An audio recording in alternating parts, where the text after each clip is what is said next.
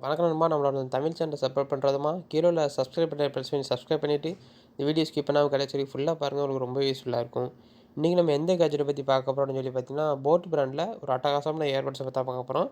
Boat immortal 100W அப்படிங்கிற இயர்பட்ஸை பற்றி தான் பார்க்க போகிறோம். சார்ஜிங் கேஸை பார்த்தீங்க அப்படின்னா இதில் வந்து full and full plastic material கொடுத்துருக்காங்க. பிளாஸ்டிக் மெட்டீரியல் பார்த்தீங்கன்னா ஃப்ளெக்சிபிளான பிளாஸ்டிக் மெட்டீரியல் கொடுத்துருக்காங்க. அதே போல் டாப்பில் பார்த்தீங்க அப்படின்னா ஆர்ஜிபி லைட் கொடுத்துருக்காங்க.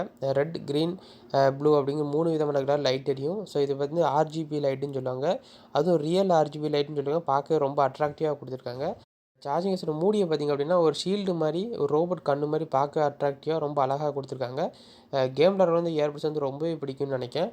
அதே போல் சார்ஜிங் கேஸோட பின்னாடி பார்த்திங்க அப்படின்னா டைப் சி போர்ட் கொடுத்துருக்காங்க. இதில் வந்து மைக்ரோ எஸ்பி கிடையாது, டைப் சி போர்ட் தான். அதே போல் அந்த சார்ஜிங் கேஸோட மூடியை ஓப்பன் பண்ணி பார்த்தீங்க அப்படின்னா மூடி வந்து க்ளோசிங் கெப்பாசிட்டி வந்து ஓரளவு நல்ல தரமாக தான் கொடுத்துருக்காங்க.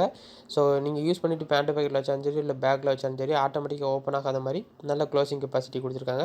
உள்ளே பார்த்தீங்க அப்படின்னா 2 இயர்பட்ஸ் கொடுத்துருப்பாங்க.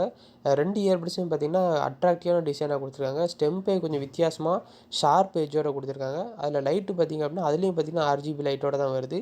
ஸோ இந்த ஸ்டெம்போட டாப்பில் பார்த்தீங்க அப்படின்னா டச் கண்ட்ரோல் கொடுத்துருக்காங்க. இதில் வந்து பட்டன் கண்ட்ரோல் கிடையாது, சென்சிட்டிவான டச் கண்ட்ரோலில் கொடுத்துருக்காங்க.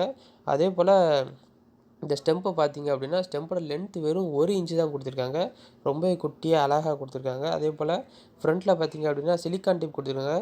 ஸோ சிலிக்கான் டிப்பும் பார்த்தீங்கன்னா ஒரு ஆங்கிள் ஷேப்பில் ஒரு சைடை ஒதுங்கி இருக்கிற மாதிரி இருக்கும்.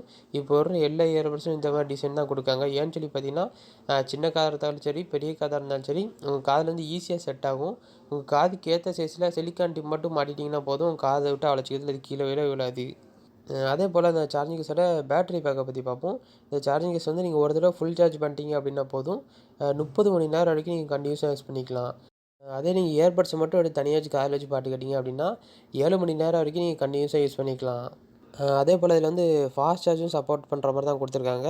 இந்த சார்ஜிங் கேஸ் வந்து நீங்கள் வெறும் 10 நிமிஷம் சார்ஜ் பண்ணிங்கனாலே போதும், 100 நிமிஷம் வரைக்கும் கண்டினியூஸாக நீங்கள் யூஸ் பண்ணிக்கலாம். சப்போஸ் பஸ்ஸில் ட்ராவல் பண்ணிட்டு இருக்கும்போது சார்ஜ் இல்லை அப்படின்னா நீங்கள் வெறும் 10 நிமிஷம் சார்ஜ் பண்ணிங்கனாலே போதும், 100 நிமிஷம் வரைக்கும் நீங்கள் கண்டினியூஸாக இது யூஸ் பண்ணிக்கலாம். அதே போல் மைக்கும் பார்த்திங்கன்னா ஓரளவு நல்ல தரமான குவாலிட்டியாக தான் கொடுத்துருக்காங்க. ஏன்னு சொல்லி பார்த்தீங்கன்னா அந்த மைக் வந்து என்விரான்மெண்டல் நாய்ஸ் கேன்சலேஷன் டெக்னாலஜியோட வருது.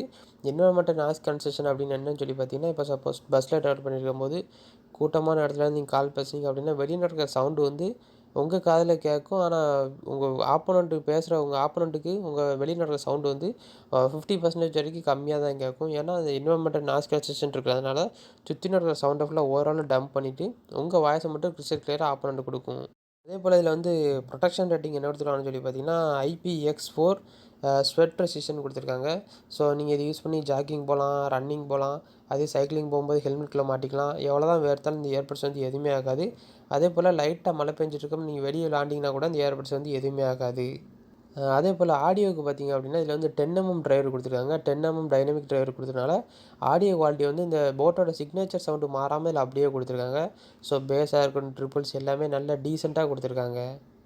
அதே போல் இதில் வந்து பீஸ்ட் மோடு கொடுத்துருக்காங்க, சூப்பர் லோ லேட்டன்சி மோடும் கொடுத்துருக்காங்க.